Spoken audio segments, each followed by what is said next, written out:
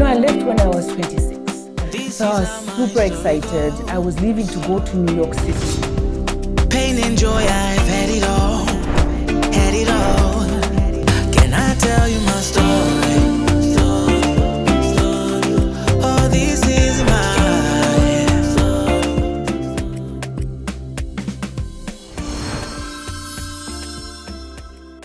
Dr. Joy, that's really weird for me to even say Dr. Joy. Yes. Because growing up, now we're sitting here 20-something years later, and it's just such a pleasure to have you on the Ian Show, Dr. Joy. Dr. Joy, Right? I know, say it again. No, thank you so much. It is surreal for me as well. I have a friend who sings Dr. Joy every morning that he comes to work. And I'm like, And wow. it's a celebration because anyone who knows you knows that you worked really hard to get there, and it's well-deserved. So congratulations. Thank you very much. On your recent graduation. Thank you very much. But so Dr. Joy, for me, I know that we go way back. Form 1 Yes. in Motherhood at Hatso High School. Yes. And, it's just incredible the lives that we've lived to where we are now. Yes. But why we're here today is really to talk about the diaspora experience. You're living overseas. Yes. The minute you left Zimbabwe, what were your thoughts about going overseas? What were you anticipating to see? That's a very interesting question. I left when I was 26. Right. So I was super excited. I was leaving to go to New York City. And so I was excited. I was at a point in my life where I was ready to leave. I had gone to Hudson with you. I'd gone to college. I'd seen other people leave. Initially, I did not want to leave, but I wasn't getting the employment that I was looking for here after I finished with my bachelor's in business. I had seen some of my friends getting attachments in Nestle or Dairy Board, and I wasn't getting that.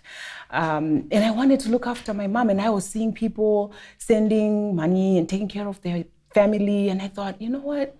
I think it's time for me to go. Right. And when the opportunity came, it came at a very opportune moment. I was looking forward to it. So I was looking forward to it. It was exciting. My mom's church was praying. My mom is a single mom. The single ladies in the church were all like, our child is going. Right. I was the child of every single mother in our church. They actually were all on the bus, sending me off to the airport to go to the US. That gives me chills because I remember the day I left as well. Yeah. And for me, I remember, even though I had been to the States before, I was going as an 18-year-old, and I was saying to myself, my goodness, this is the America that I see on TV. Yes. And I was thinking of Hollywood and all the great shows that we watch, and I was like, this is the life that I'm going to live. Yes. Did you also go with that perception of what you were seeing on TV, or did you have another reality? Initially, yes, because I met Pepe Sutton and his family, and he was the executive director for Inner City Broadcasting. Mm-hmm. So I had met him here, and I had met the family here, and I had met all these broadcasters, and I'd met all these amazing African Americans who had come to the African American Summit.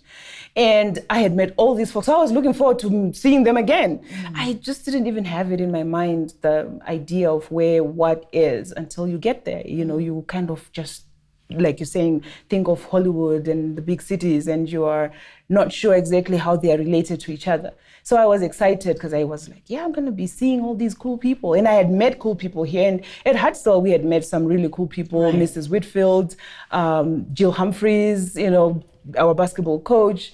So I was excited. I was looking forward to that. I was looking forward to seeing them again. And so I had that excitement. I got there.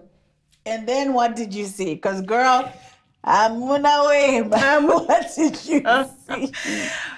I will say I went to work at a radio station, Inner City Broadcasting. So it was great initially. And I lived in Harlem. I lived among predominantly Black people. I lived in a history town, and the Sutton family that actually facilitated me going to the United States were a civil rights family.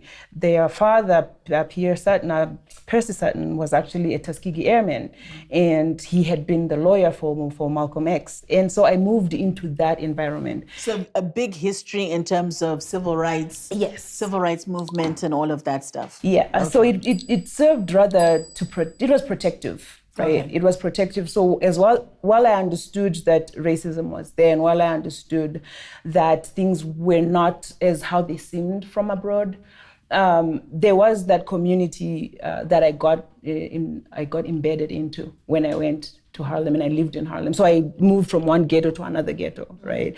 And there was a lot of history in Harlem, and so I was just proud to be a part of that history.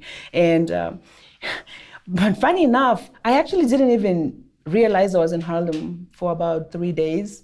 And Pepe Sutton and his family, they were taking me to dinner, and he said, "Oh, we're taking you to Sylvia's. It is one of the most historic restaurants, Black-owned restaurants in Harlem." And I said, "We're in Harlem?" Yeah. And he goes, "Girl, where did you think we were?" Because I had been told, if you go to the United States, don't hang out with Black people, don't go to Black neighborhoods. Because violence and all of that drugs, stuff. they're all on drugs, in jail, getting babies left, right, and center. That was the image that I had. Only to move into this really beautiful town of Harlem that I lived in, only to also live on 135th Street, which also has like the Schomburg Museum. So I couldn't be Harlem because it was just too beautiful, right? It was just too beautiful. So my expectation in terms of living among Black people and what to expect when you live among Black people I was pleasantly surprised, even though I knew I had met some really wonderful Black people here as well who were African Americans. But the reality of it, yeah. I think that they're different experiences because you were fortunate to go into a family setting. Yes. And a lot of people go for school, and school becomes very different because there isn't anyone on the other side waiting to assist you to adapt to the culture and to understand, just the nuances of a different society altogether. But we're going to take a break, and when we come back, I want us to really get into what is it that we're giving up when we move overseas, and what is it that we're gaining? Because I think we need to kind of change the perception or change the narrative of diaspora, and let's talk about the realities of diaspora. So Dr. Joy will be right back. And for everyone who's watching, this is EN. I'm with Dr. Joy, and we'll be right back.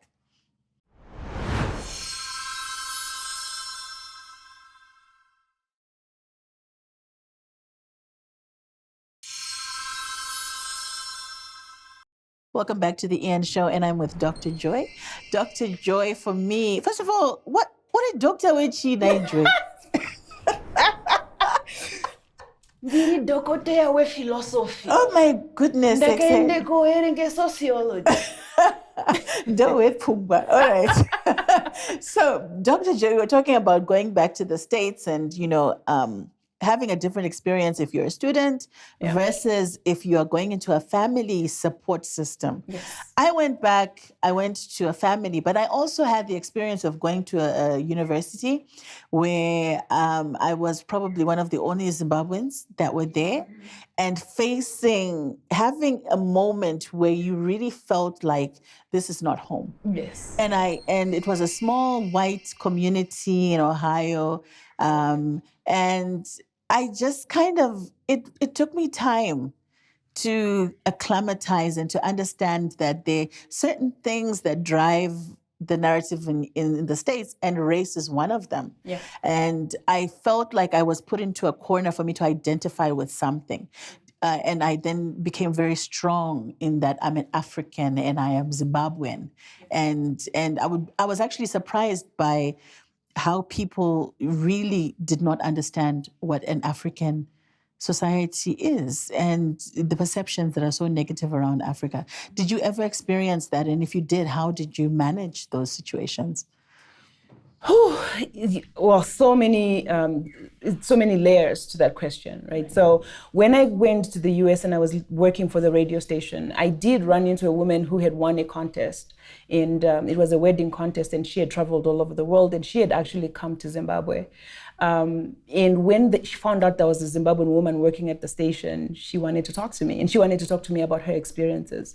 And what she said was, she was happy when she came to Zimbabwe, when she went to Africa, other parts of Africa as well, because folks were saying to her, welcome home, welcome home. She had a perception about Africa based on her upbringing, which some stereotypes, there's some reality to, unless they become like truly unfair. But some of the things she found that we can laugh about, that I could relate to. And she wanted to talk to me, though. She said, you know what, we have a perception now about each other. Africans who are living in the diaspora and Africans who are back home on the mainland. And she said, we think that African Americans are, again, on drugs, are dumb, they are violent, right? And when we go over there, we're not supposed to mix with them. And they also feel like they don't want to be called African. Like if you mistakenly call an African American an African, they're like, I'm not an African, right? So we have this perception about each other. And we had that conversation where both she and I were expressing how blessed we felt that we've had this experience where I've lived among African Americans and she's lived among Africans, and that we can now talk truth about each other. Yeah. So if I can say, we can laugh about that because we know it, we've lived it, as opposed to just repeating something that you heard from somebody else. And I think that really resonates with me deeply, because I remember, being in college, and there was a family, a Black African American friend of mine, who literally took me in. And white America and Black America were so different for me. Yeah. And she took me in, and they made me a child, a surrogate. And I really saw a different side of America being there. Yeah. But you're right, there is a benefit. And I always bother them that you need to come to Zimbabwe and see the richness of Zimbabwe and the richness of what we have to offer as a nation. Because I think you can read about it, but you can't really identify with it until you're here. Lived it. So you're totally correct in that. The conversation changes when you have an exchange in terms of experience, where you're experiencing each other's culture. Yes. But so you have children. How is childcare? Because some of the most basic things that we assume, support systems, support structures. You went and created a family in the States, and then here, I would expect my mom to be there, mama waripo arikundibatsira, and then if I need to leave daycare, like all of those things, daycare doesn't really exist here because tinana auntie vanotibatsira mumba. So how did you try and raise a family outside of a support system that was within the space that you were in? Before I answer that question, I want to acknowledge you for saying "Vana auntie vanotibatsira." Yeah. We use this term "mskanoebasa." We don't realize how valuable vana auntie are.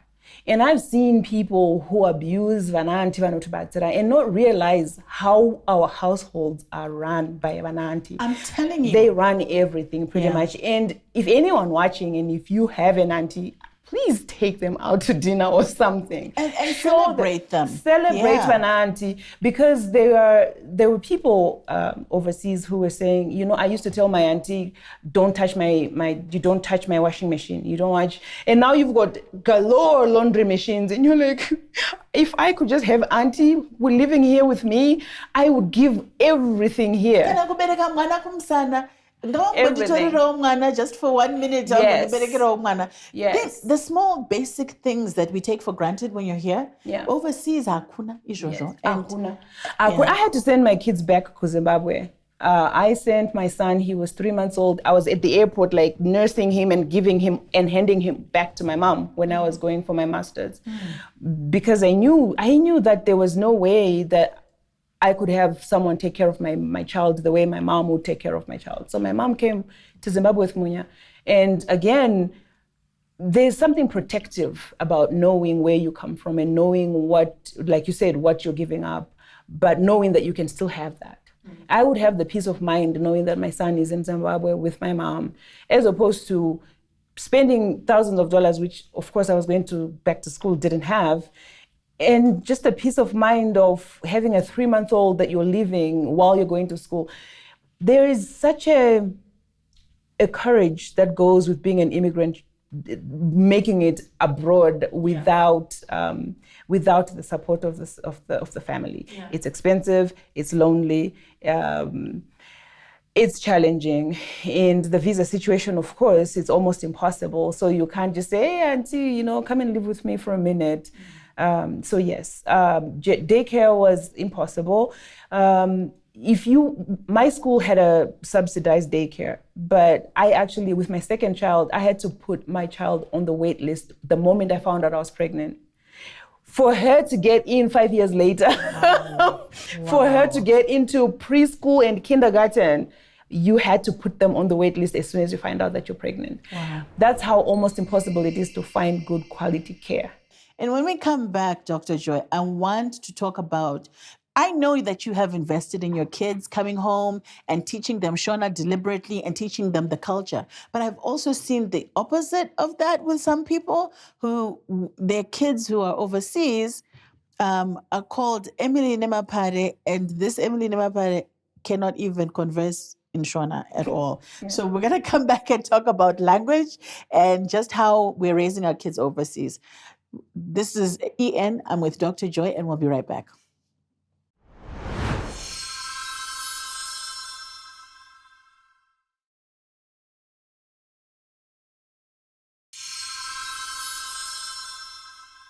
Welcome back to the EN Show. I am with Dr. Joy.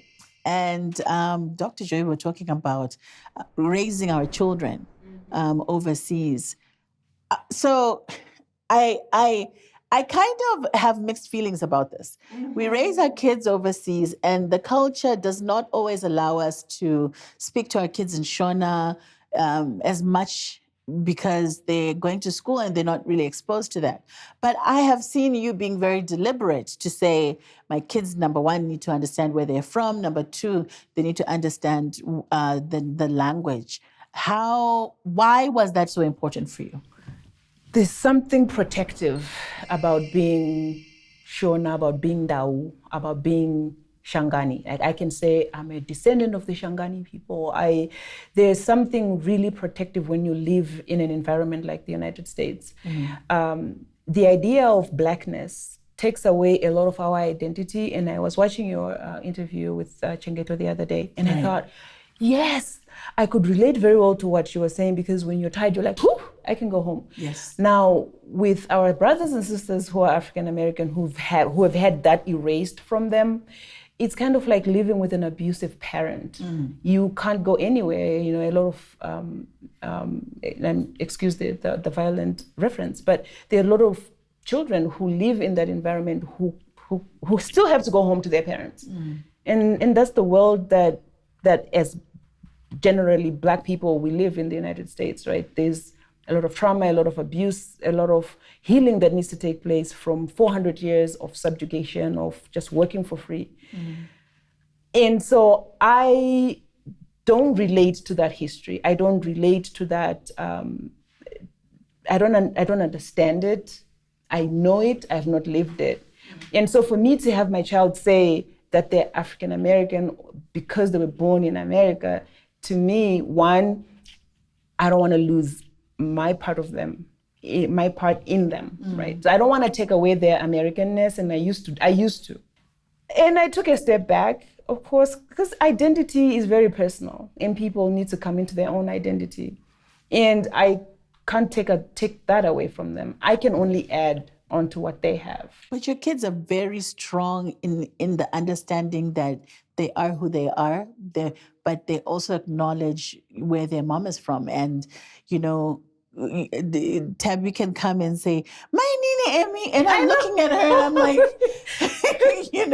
she recognizes and understands those cultural nuances. And I think they're very, very important. Yeah. But I think, so for me, it's always the conversation to say we need to start celebrating our Yeah. nationality. Absolutely. And people who are abroad, I think, just need to embrace it as well. Let's not erase where we're coming from. Yeah. Let's amalgamate it into who we are. We can't afford to erase it because me being called Black is taking away a part of me that actually makes me who I am. So, for example, in the United States, I try very hard to make sure I'm involved in my kids' education. So whenever they're having a conversation about Africa, I'm like, I'm coming to volunteer. I volunteer in their classrooms so that I can teach these kids, because they look down on my kid, right? Because they have this skin color. And I go, no, you don't know where this kid comes from. Let me tell you where this kid comes from. So I'll give lessons. Yeah. But so my last question before we wrap up, for me, the biggest issue is, so there is also that perception of people in the diaspora wanting to make it seem that their lives are perfect to some of us who are here. Yeah. Do you see that happening? Because, yeah, like I've seen quite a lot. I know the realities of living in the diaspora are not easy. Yeah. People are working 24 hours a day trying to make ends meet. But why is there, and maybe you can't answer this, but for me, my question is, why is there this need to create a perception that is false when you know that the reality of you sacrificing your life to make a living is literally, working all those hours? I think the US, the first world, the Western world, they've branded themselves very well. So there's the glitz, the glamour that they sell, and we buy into that. And so if we are not secure in who you are, if I'm not secure in who I am, then I want my security to come from the fact that, oh, look, I've got this particular kind of watch. Oh, look, I have this particular, look, I have this life, I have this life, I have this life. So me going over there means that I've made it. And for me to have made it, I have to present this way, right? So there again, it's very complicated and it's from person to person, but I think the branding of the United States makes it.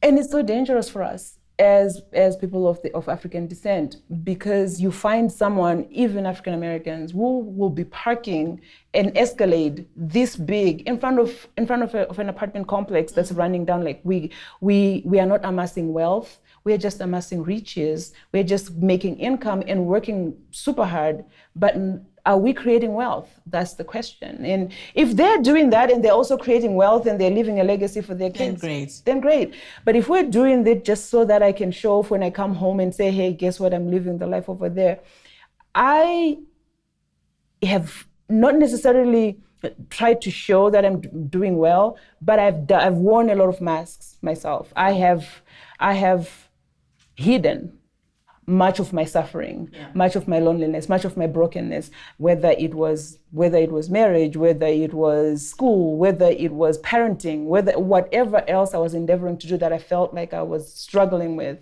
I didn't want anybody to know.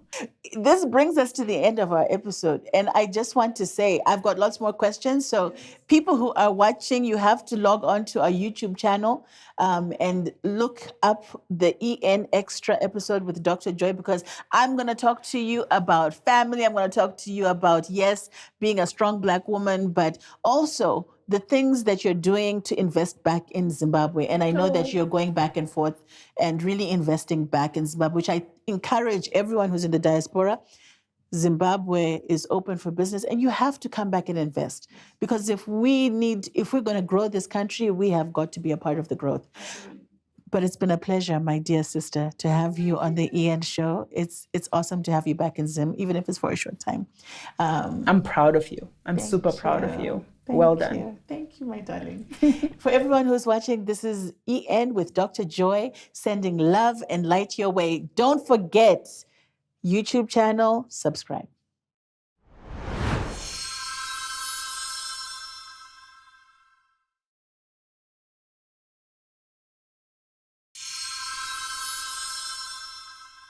This is EN Extra with Dr. Joy. And Joy. So, name This is YouTube. We can talk about anything. YouTube, we can say anything we want. But But you know what, for me, I think one of the key issues is, finding love and all of that overseas and the cultural differences, we always say to people, come back home, settle down home, at home. But I think, I don't know if I should say this, but my mom never wanted us to marry outside of Zimbabwe. But do you think that's changing now? Do you think our parents are now more open to bringing back Murora we Murungu kana kuti mkwasha weku Australia or whatever that is? What do you see when you're in your communities overseas? That's where we're living. That's the way of the world, right? Yes. You were talking about racism earlier. There's so much segregation, right? When we were in Zimbabwe, when we were here, going to school, it didn't really matter which school you went to, whether it was Glenview High 1 primary school or whether it was Prince Edward. The education was pretty much the same. It's just that some schools had a tennis court and some schools didn't, but the teachers were basically trained the same way. The US, there's just so much segregation that if you really want to go to a good school and if you really want your children to have a kind of a decent education, there are certain neighborhoods you cannot go and send your kids there. And unfortunately, these are also the neighborhoods where we live, where most of us live, where most colonized people live, in these depressed neighborhoods that don't have the resources. And so when we leave our separate countries and we go overseas, most of us get jobs in neighborhoods that don't have Black people. And most of us find work there. And most of us are raising kids among people of different races. And so they don't see race, they see people. Who? The kids. I mean, at a kid's level, your kids growing up there, are they conscious? Because I know that there's some communities where you actually don't feel the racism. It may be underlying, but you don't feel it. So you grow up in a society where you've got Billy or whoever it is that who's next door neighbor, blue-eyed, blonde hair, and this guy, you grow up and you have a relationship with him and you probably even marry him. Yes. Those are realities. Every time my daughter tells me, Mama, I have a crush on a boy, it's most likely a white kid. A white guy. Yeah. And what does your heart do when you realize? So what I do is, one thing that we haven't done a lot in our culture is to talk about dating, right? Yeah. So I do talk to my children about looking for love, like you said, what to look for in a relationship, regardless of who it is that you end up with. Right. How do we pick a life partner? Because you and I, we've had our experiences, people our generation have had our experiences, and now what we're passing down to our next generation is teaching them how to find love. And I have a bone to pick with the Minister of Education because I brought my kids here to go to school, and we hit kids right now. We're still punishing kids for writing letters to each other. In school, you're not allowed to talk about dating, and you're not allowed to say that this kid is cute. But that's asking kids to not be human. They are growing up, their bodies are changing, they're in grade 5, grade 6. We should be teaching them how to foster healthy relationships, as opposed to say, I really think that this is an opportunity to ask kids not to notice that their bodies are changing, but say, okay, when someone's body is changing, do you say, or do you actually now say, no, you don't talk to a lady this way? I'm trying to keep a straight face. But that's, do you go and spank a child because they're noticing that the girl next door who was, looking a certain way is now looking a certain way, if they're, heterosexual? But that requires a big cultural change. That's why I said Ministry of Education. I don't even think it's Ministry of Education, though. I think it even goes deeper than that. Like our culture just does not allow us to talk, or maybe not necessarily allow, but maybe this new generation of parenting is different. You would never have spoken to mom like that. I wouldn't, but you know what? Petaka Kura, they used to be my dad. boys vaenda kumadare nevakomana nevanasekuru vavo nechichi vachienda kunovhima. They used to be like that in our culture. We used to. Old? I mean, I'm just sidebar. Are we that old? We used to have a forum for young men to be taught by their uncles about how, and women be taught, and women yes, and, so there has been a cultural shift, and there always is going to be a cultural shift. So there's been a shift from then where at this age you'd be like, okay, but now, right now we're busy chasing money. People are working 3-4 jobs. People are, we no longer have time to do that. So now, yes, I'm saying Ministry of Education have taken over part of the large part of our children's education. They spend now how many hours at school, and they come home, they spend how many hours with me. So yes, it is me as an auntie.